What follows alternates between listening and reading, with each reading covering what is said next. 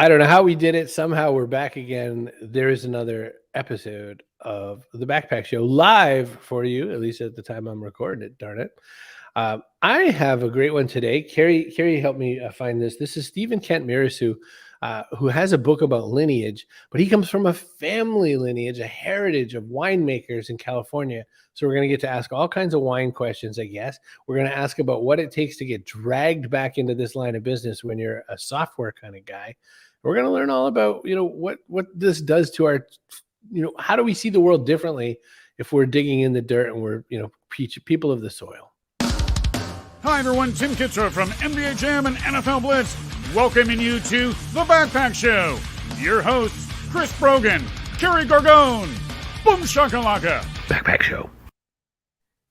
Well, like I said, Carrie Gargone's not here, so let's just pretend she is. Hi, Carrie. Good to see you. See you later, Carrie. But I'm going to grab Steven, and we're going to talk all about lineage. We're going to talk about the whole history of wine and from his family's point of view and how this all came into being. So, Steven, welcome to the show. Glad to have you here at the Backpack Show. Chris, thank you very much. It's a great pleasure and honor to be here. It's so early in the day. It's, for you, it's the sun's just coming up over the leaves and the vines. It's true. It's true. This is we just got done with harvest about a week and a half ago, and that really is not only just picking grapes, but turning them into wine. And that's an early morning kind of a job. But the last couple of days have been able to sleep in a bit. So this is kind of getting back to what it was like during season. Yikes. How does that work? The whole seasonality, for instance. So people don't think much about this anymore, right? We if I want wine, it's on the shelf. If I want a grape, I can have a grape all year long from, any part of the world. If I don't care that much about the quality, but you are in a seasonal business. We are. Talk about that just for a minute. Just that sense of having to explain to your friends and family. There's times, my world is, tied to a timetable. It's really a fascinating way to work in a way.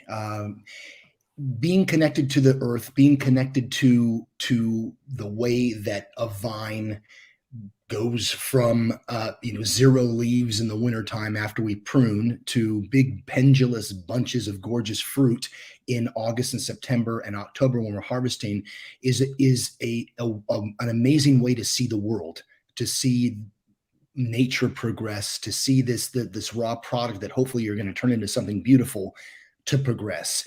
When harvest starts, everything else goes on the back burner. One of the neat things about the wine business, about making wine, not the business part of it so much, but the actual making of wine, is the way that grapes control your time. I not only make wine, but I sell wine. I write about wine. I market wine for my wine brands. But the most fun I have, the most connected I feel to what I'm really doing is when the grapes tell me it's time to pick them and it's time to make them into wine with my wine team. It sort of puts into perspective, the daily grind in a way that is connected to 8,000 years of history, and those connections, that lineage of the first winemaker, through the millions of winemakers that have been here for 8,000 years to me today in Livermore making wine is a notion and a reality to me that just is stunning. So if I did my homework well, and I probably didn't, so you can fix me. The family put their hands on the vines starting around the 1800s with Louis and Pierre Pellier. They were doing up in the Santa Clara Valley, and then things moved along, and all the way down to your dad running it right up until about the 80s or so. Fix me there first. Am I on the right start? Yeah, you're in the right start. In California, anyway. Right. We started as a family with Pierre Pellier, what we call our first generation, my great grandfather, in 1854 in San Jose. He's the gentleman who brought grape cuttings, brought prune tree cuttings from France to San Jose. And from there, the family started nursery and helped to propagate Pinot Noir and Mourvedre and a dozen other different grapes in the Santa Clara Valley, which is about 30 minutes south of Livermore. San Jose is the capital of Santa Clara Valley. And the French prune became a gigantic product in Santa Clara Valley and all over the U.S. Sunsweet Prune Company owes its sort of owes the billions of prunes it sold over time and the increased regularity of its audience to my great grandfather's basket of prune cuttings that came back in the 1850s. And then Generation 6, which is me, started in Livermore in the late 80s and mid 90s with the Stephen Kent Winery brand, which is a brand my dad and I started. Yeah, so I want to go into your brands, but I also want to point out the fact that in 2003, Mirassou, the brand, sold to Gallo. So the interesting side note to this is that as you go into this line of business with your name, which is a very, visceral, memorable name that some people, have years of memory of as, a winery thing. This is like Famous Amos all over again. You're not allowed to be Famous Amos. You've got to be Stephen Kent or such things for your lineage brands. You talk just a second about that? It probably the loss of the use of the name on a brand. I can use my name on a back label, let's say, but I just can't call it Stephen Kent Mirassou Winery. My cousins sold the brand to Gallo in the early 2000s, just as they were kind of getting out of the business. They were in their 60s at the time, 65, early 70s, whatever it was, and were sort of at the very, very tail end of their career. When we started Stephen Kent in 1996, the family owned the brand still, so we couldn't use Mirassou. Mirassou by that time had really had sort of lost the luster that it had gained in the 1980s when California really only had a couple hundred wineries as opposed to the thousands of brands that it has now, and actually was an important name in California wine.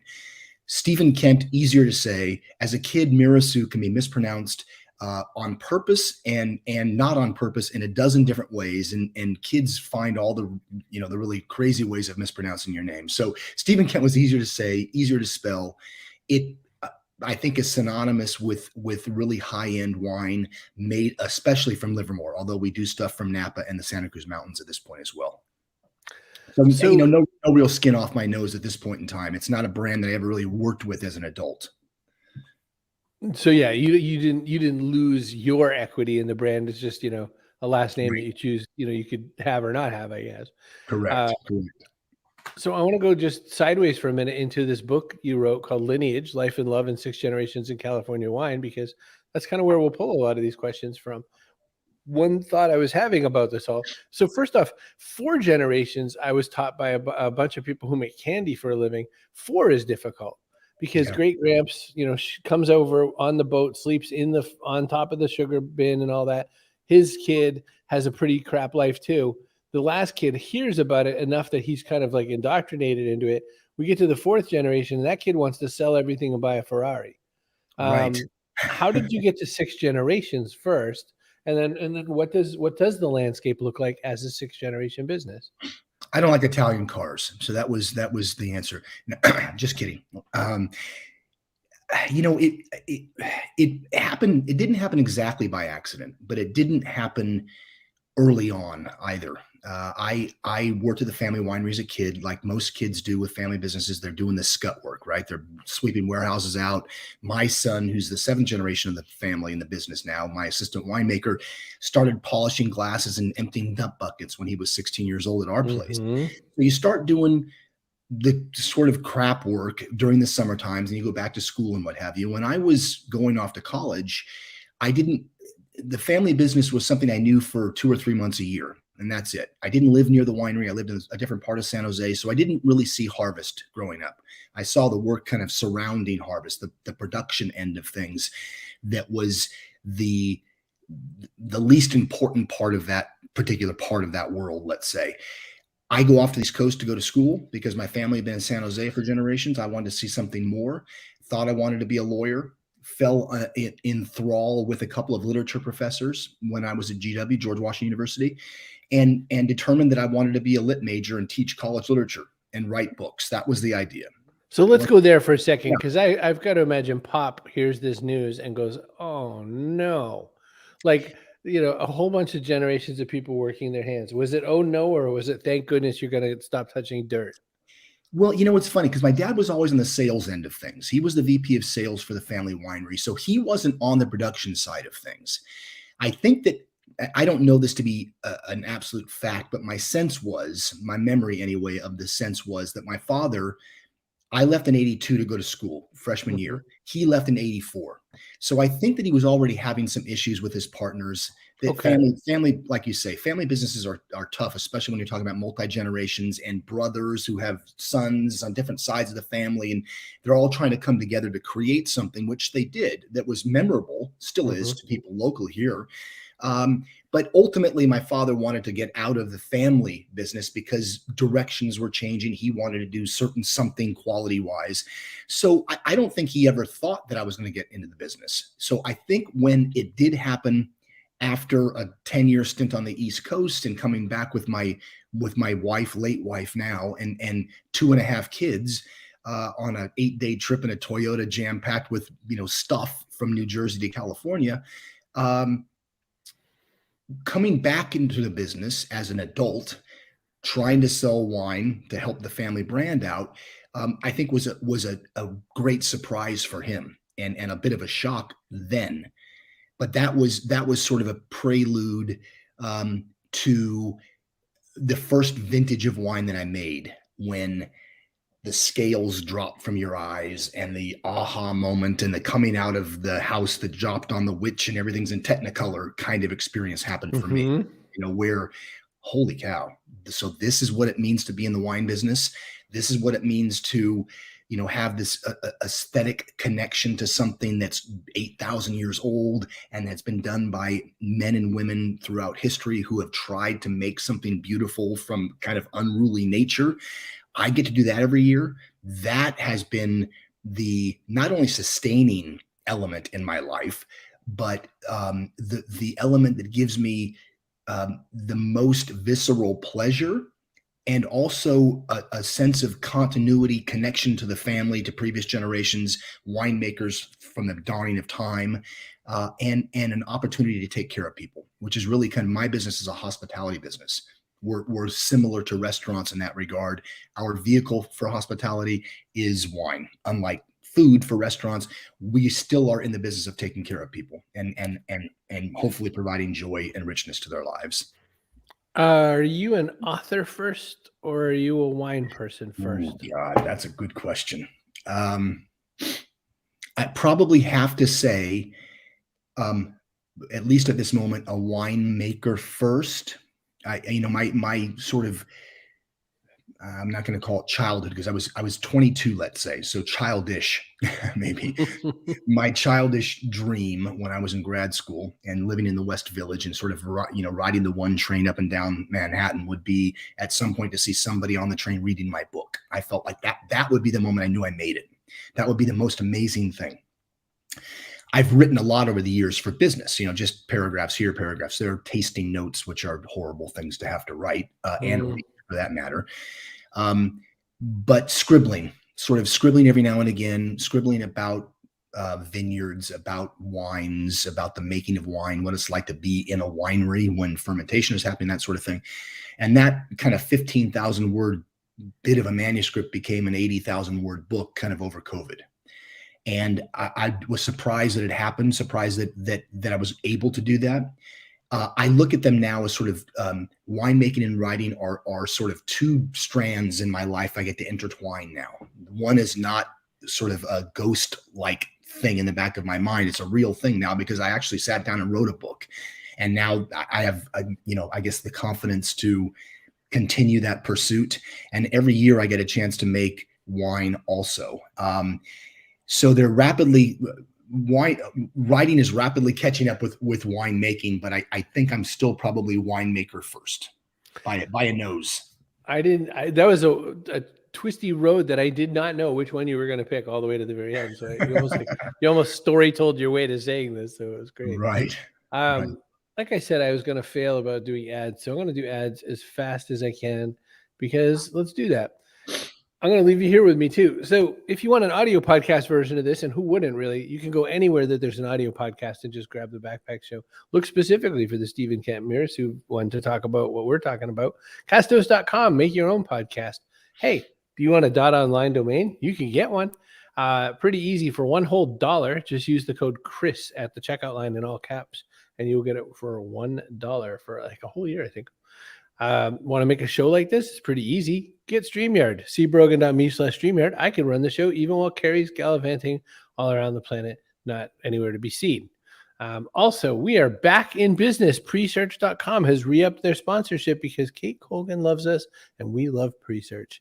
Presearch.com is a search engine. If you want to stick it to the man and take it away from Googler, you can do it. Presearch is a whole bunch of different things in it. One is it's a search engine that's not Google. Two is it has crypto coins that you can use the coins in lieu of having to buy ads and stake things. So if you type the word wine into Presearch, you can have it go right to the Stephen Kent Vineyards or whoever in Livermore is, bearing your border this week.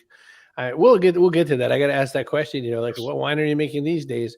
But I had a sort of side question too. Wine. Okay, California is the young kid on the block. We get punched around by France all the time. But now French people are saying things like, "Hey, there's some good ones in California too," and that's like as nice as they're going to be about it. But now I just started getting one of those subscription boxes, Bright Cellars, where you say like, I eat crayons, I punched a lot of kids, what should I drink? And they give you 4 wines a month. And and I also said I also like reds, spicy reds, like a Malbec more than anything else. So they give me all these wine varieties that I've never heard of, because I'm guessing because they're all blends. Stephen, this is the longest question in the world. Wine used to be freaking the same old 5 brands. Have a nice day. Now there's like 89 types of wine, down one street. What's your take on all this? What's your take on kind of futurizing wine, or does it even have to be? Can't it just be traditional? Wine, as kind of alluded to a couple of times, it really is an industry that's at least 8,000 years old, right? Finding scientists have found evidence of winemaking going back 8,000 years. There are 1,000 different commercial grapes or grapes used for commercial winemaking in Italy by itself. So there have always been a boatload of different grapes to use to make wine. In the US, there are, I think, the top 8 wine companies are responsible for selling 80+% of the wine in the US. So small little companies like mine really rely on the kindness of strangers in a way, and the kindness of people who come to tasting rooms. It's a direct-to-consumer business for brands like me. I make 3,000 cases of wine a year.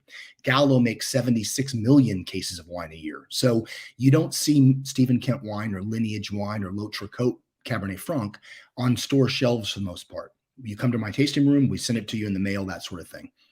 The ability to send wine to people has really been a game changer. Supreme Court decision 15 years ago allowed for the opening up of the world, of the U.S. world anyway. I think there's only 4 states to whom you cannot ship to their residents directly. Wine is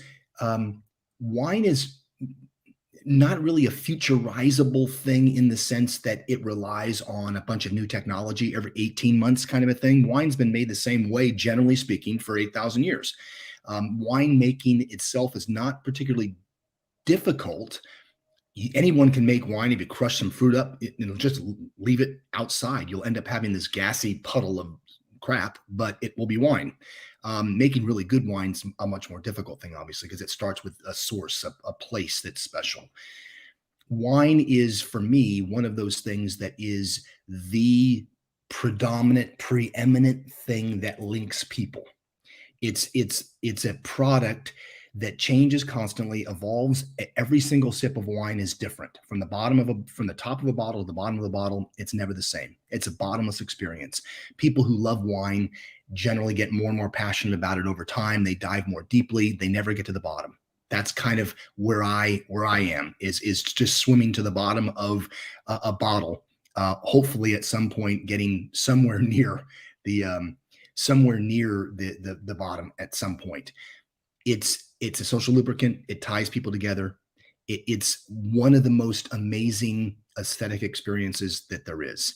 And so it's because of all this variety of grapes and the like, there's a wine and a wine style for everybody.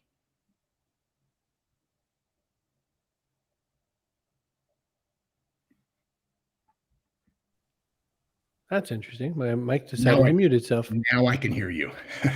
That's true about the wine. There's a wine for everybody. One of the things I really enjoy is the fact that we can all have our, our take on things. I'm a big fan of Malbec, for instance, because it's Sure. very spicy. I was Mhm. saying to my 19-year-old, who we were having wine yesterday together while we ate dinner, was I said, "What do you think about this one?" And he said, "Well, it's." He goes, "I can see what they were trying to say when there's cherry and vanilla and whatever." He goes, "But all I really kind of taste is alcohol and pepper."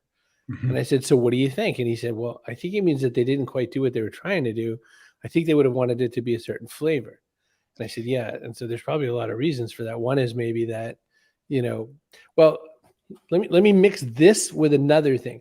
A really high-end sommelier at a restaurant I was at the other day with Cody's friend Piers, who's watching the show, uh, said to us, I asked him the question, is there even any good vintage for 2020? Should I just see 2020 and turn my head and go away? And he goes, the rich guys can sell you the best vintage of 2020 because they had 60 million bottles or whatever you said.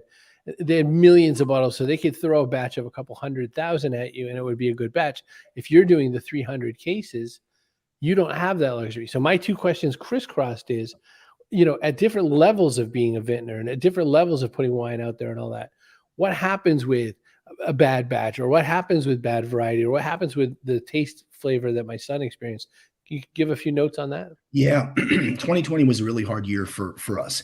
And at the root of things, the wine business is an agricultural business, and so you're always at the mercy, not only the timing of a harvest, but at the mercy of the weather. This idea of the terroir, sort of all of these natural elements that go together to make a place, and ultimately that will affect the flavor of the wines, and what's possible with grapes grown in a certain place. 2020 was a little bit about timing and a lot of bit about where you were. If you were harvesting fruit prior to fires, and I remember I was in a vineyard in Napa on August 18th. That happened to be my birthday. And a fire was blooming up over the hills, the eastern hills of the Vaca range. In No, it's not. Vaca's on the west side. The hills on the east side of Napa Valley. So you could kind of see the smoke coming up. Prior to that, it was not bad. But from that point forward, for the rest of the year, it was horrific. I mean, it looked like we were in, one of those, the earth is about to be destroyed by a meteor kind of a movie for about 2.5 months. We lost a lot of stuff. Thin-skinned grapes, especially, kind of got nailed by smoke. We have one vineyard in Livermore that's up against a hillside. And what makes our area special is that it's east-west oriented, and it gets a lot of air from San Francisco Bay every evening. So it's really cool in the evening. We get great, balance between sugar for alcohol and acid retention for a nice, long, balanced wine. Everything in that vineyard, except for Cabernet Sauvignon, got nailed. So Oh, wow. Cab Franc Merlot, unusable. We did get some fruit from the Santa Cruz Mountains that was perfectly fine. The vineyard in Napa that we worked with, perfectly fine. So if you picked before the fires came, no problem. If you happen to be in a place protected from smoke as it was being pushed or pulled by the wind in another direction, perfectly fine. It's going to be a tough year to sell because as far as any winemaker, or as far as any wine lover is concerned, or a person who just wants a glass of wine, 2020 will be remembered as a smoke taint year that everything was ruined. So going to a nice wine shop with somebody, behind the counter who you trust can point you in a direction that will give you a really good bottle of wine. So not everything was ruined. 2021 was a godsend, though. It was an absolutely perfect year. We made some amazing wines. I think some of the best wines we have made so far will come out of the 21 vintage. So, just as you think that the world's about to end from a wine business standpoint, you get an amazing year like 21 from a vintage standpoint. Still dealing with all the other stuff though, with COVID and restrictions on and off and all the sort of difficulties with just sort of everyday business exigencies and that kind of stuff. But you can find good wine from 2020. It just won't be as plentiful as it normally would be. So it looks like on your Lineage Collection site, there's a lot of messaging for 2018 vintages, of course, and that we should also, get ourselves ready for those 2021s. Right. Cody had a question, and I know that there's like awards. I know, and some people take their wines to awards. I'll have a follow-up question to Cody's question, which is he asked, when making the wine, is there someone who's kind of the ultimate taste approver? Like, does it come down to one person to decide this quality? Yes, that's me, ultimately. Again, for such a small brand, a 3,000 case brand, there are two. So my son Aiden Mirassou, 7th-generation assistant winemaker, and Beth Ref Snyder, my sort of two assistant winemakers. The three of us are the ones who make all the wine. So we're the ones who are involved, and really it's the two of them who are there every single day in the cellar doing all of the grunt work while I'm out talking about wine on this amazing podcast and traveling to various places to sell and that kind of thing. But during the course of the harvest, we work intimately together, crushing, pump overs, punch downs, that kind of a thing to put to make that particular vintage. And you mentioned 18. For us, we're red wine producers predominantly. And for us, red wines are always kind of 3 years. It's a 3-year cycle. So 18 gets released in 21 or early 22, 19, 22, 23, that kind of thing. We do a lot of blind tasting to create our more complicated, comprehensive blends like Lineage, for instance, which is a Bordeaux blend of 3 to 5 different grapes. Could be 6, 7, 8, 9, 10 different lots of Cabernet that get put together as the base for that wine before we start adding Cabernet Franc and Merlot and that kind of thing in. So ultimately, the three of us work on the blends. Someone has to make the final decision. So for my brands, it's me. I'm the person who finally puts the imprimatur on things and says, you know what, this is the blend for the year. This wine's amazing. This is what we're going to do for the year. For other brands, Gallo, for instance, it has scores of different brands. They have scores of different winemakers. The winemakers probably in the marketing team get together to say, hey, let's go ahead and do this. We need certain millions of cases of this, and it needs to be this kind of style. For us, every year is different.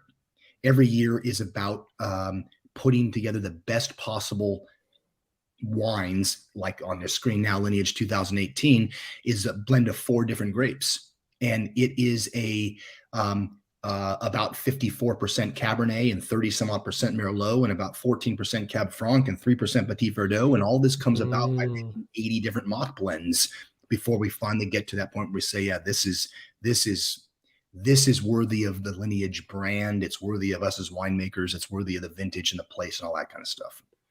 When we were talking earlier, one thing you mentioned was that there's a benefit to having people. You're the kind of place that sells through your tasting rooms. You're the kind of person who sells through a lot of word of mouth and all that. I had the weirdest comparison float up in my head. It's like OnlyFans or something. It's like you got to be a pretty girl who's showing off their body, and hoping someone will throw the $5 in the till. You have to have, and in a positive way, you have to have a very positive relationship with your customer the way those people do. Is that where you spend your time? Are you like an ambassador to your wines more often than anything? Well, I certainly am. We have a great team. Nancy Castro is my director of sales and marketing. She's come from tasting rooms in Napa and Sonoma, was at Motorola doing marketing for a long time prior to that. And we have a very talented team of ambassadors, people who love wine, are able to show our customers, our club members and potential club members what it is that we do and why our wines are, why they taste the way they taste, what their kind of philosophy and rationale is behind them in terms of the blends we put together and the like. We're very much, sort of from Missouri in a way. We have to show people why our wines are meaningful and how we are able to connect emotionally with people through the wines, which is one thing we try to do all the time. It's rare that we'll have people pull a wine off of a shelf in a wine shop. We don't sell that much wine through that channel, the wholesale channel anyway, but locally in California, every now and again, somebody will recognize the Mirassou name or Livermore Valley or what have you and try. And we aspire to make wines as great as any in the world. That's where we are. And consequently, the amount of wine we make is small because not every vineyard is worth working with because the quality is not going to be there ultimately, no matter what we do with it. So yeah, I pour wine a lot. My team pours a lot of wine. We taste and talk about wine constantly, as a way of introducing people to the lineage collection way of making wine and enjoying wine and living with wine. It's a beautiful thing, which is another reason to buy, to pick up the Lineage book, by the way, through Amazon or elsewhere. But I want to out you for something. Uh-oh. This Nancy Castro person is not just an employee, as it turns out. True. She may or may not have a place in your life, I'm told. Yes, that is true. She and I are together. We met 5 years ago. She was working for another winery in the valley at the time, and we have a personal relationship as well as a business relationship, and it's an interesting way of living and working with people when you're as tied as intimately as that, because our business is something that we work with and on 100% of the time, practically. Right. So it's an interesting way of working, and she's really, really good at what she does. And we have a great relationship.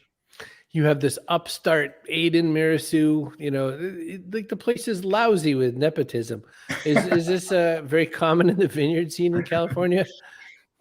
For small wineries like mine, yes, and thank God for people who gravitate toward what we end up doing. Aiden, kind of the same way. My father didn't push me into the business. I came back to it and found a place in it, and have been, I think, a better person for it. And my son does not like being pushed to do anything. But my goal kind of with him was to provide as much of an experience in this world as possible. I wanted him to eat well, to drink well, to work in various parts of our business, to see what that world offers.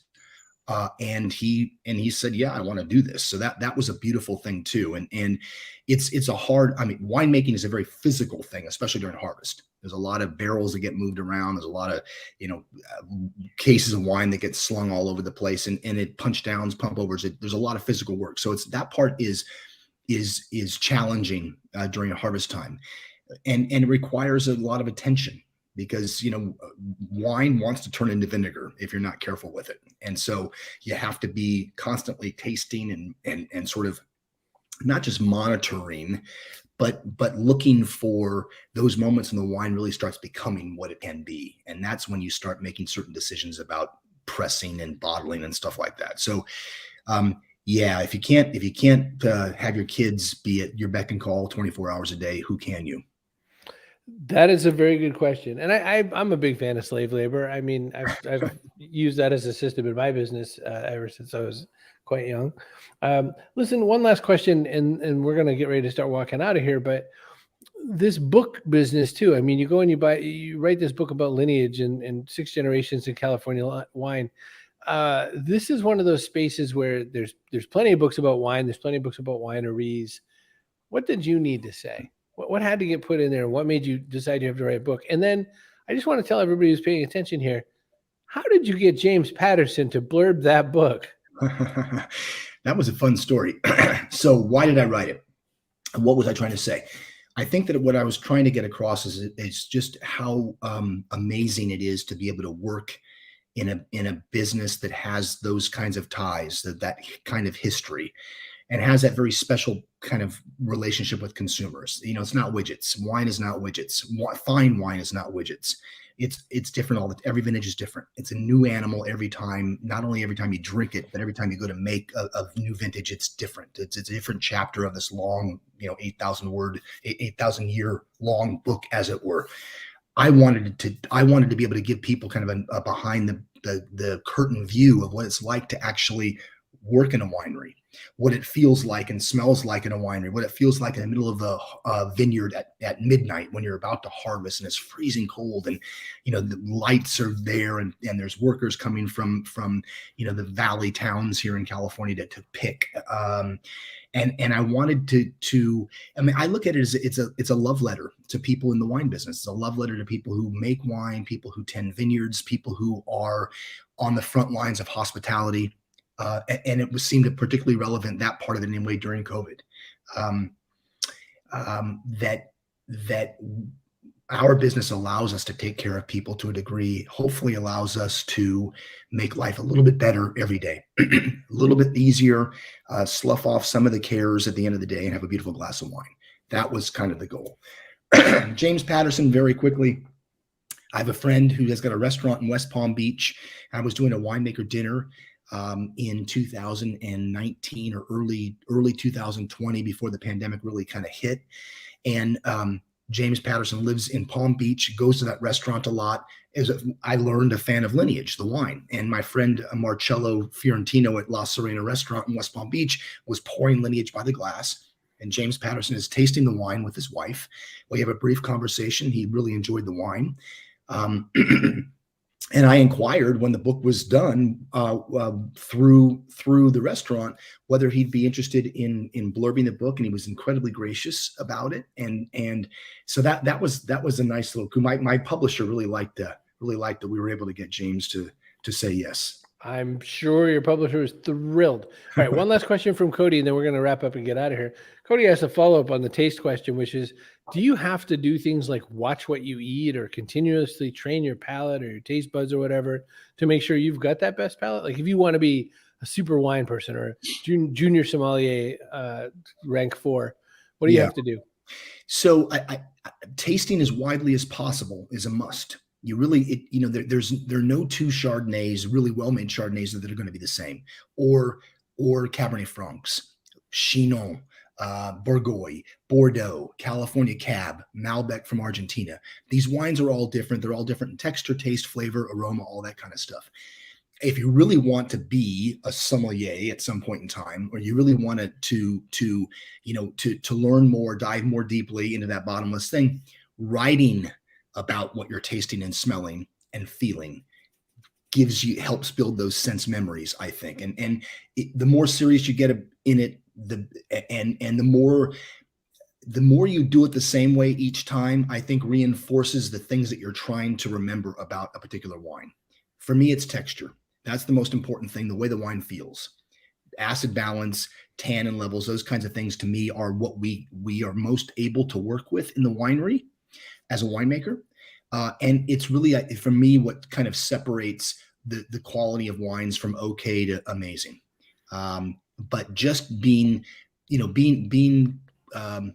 cognizant of what you're tasting and writing notes is the best way, I think, to get serious about how to evaluate quality. Let's put it that way. Beautiful. Well, we've hit this time in the show. Oh, and here's our person of the day. Kaboom! I don't have any reason not to make it Cody. Cody's our person today. Cody, that means you're entitled to one free apple. All you have to do for that is just go to any store, buy that apple, clean it all up because Carrie doesn't want you to get sick, and you've got your free person of the day apple. Good job, Cody. We've come to that part of the show where we've asked every guest that's ever been on here, everybody from, I don't know, Ariel Helvetica, the burlesque dancer, to Sir Mix-a-Lot himself, the question, what goes in your backpack? This could be something physical. Whiskey Nate said a book you hate, because if you read it enough times, you're going to find out that, the parts you actually could like or learn from. It could be something metaphorical like kindness, which, again, the aforementioned Ariel Helvetica. Stephen Kent Mirassou, what are you going to add to that backpack? Well, I'm going to add a great bottle of a Bordeaux blend and a wine opener, but I'm also going to add, a sense of optimism, a sense of wonder, and a desire to make great things. And those, I think with that kind of those kind of qualities, that kind of mindset, you can succeed in any realm that you want to succeed in, and always have something great to wash it down with. That is a perfect mix for sure. I will tell you that, my early integration into wine at the hands of my grandparents and relatives at holiday dinners was to walk around with a little cup and ask for a sip of sippa. Nobody in the place realized I'd asked that about 106 times until I just went sailing into a low shelf at one point.